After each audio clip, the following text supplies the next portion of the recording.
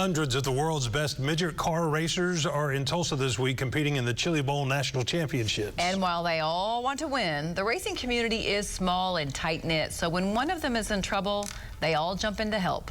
News on 6's Caitlin Deggs is live with a story of kindness. Caitlin. Craig and Lori, Mike Goodman and his son's lives have revolved around racing for years. But this year's Chili Bowl is different for them after one of Mike's sons was recently diagnosed with cancer. This is Avery Goodman. Racing is a big part of his life, but then he got sick a year ago and was diagnosed with cancer just a couple months ago. Avery's dad is proud of all the hard work Avery has put into both racing and life. He's a special kid and has a lot of special talents that I'm glad that the community recognizes that and do want to help him. Mike is known for being the first person to help when someone else is having a rough time.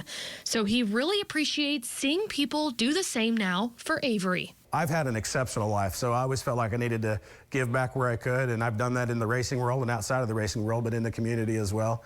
And so it's very special to receive that love back. At this year's Chili Bowl, Mike's best friend will be racing in Avery's car under Avery's name. And Avery's brother Lane is racing with Avery's name front and center on his car. One thing about racing families is racing families stick together. And you'll see a lot of families, moms, dads, kids, grandparents, brothers, sisters, they're a big family. In just one day, people have donated more than $7,000 to help Avery with expenses since he's been out of work and is self-employed. Mike is thankful he and his sons are part of the racing community because it is a community made of people with big hearts. We may argue and be annoyed with each other and maybe have some coarse words, but at the end of the day, racing people stand up for racing people.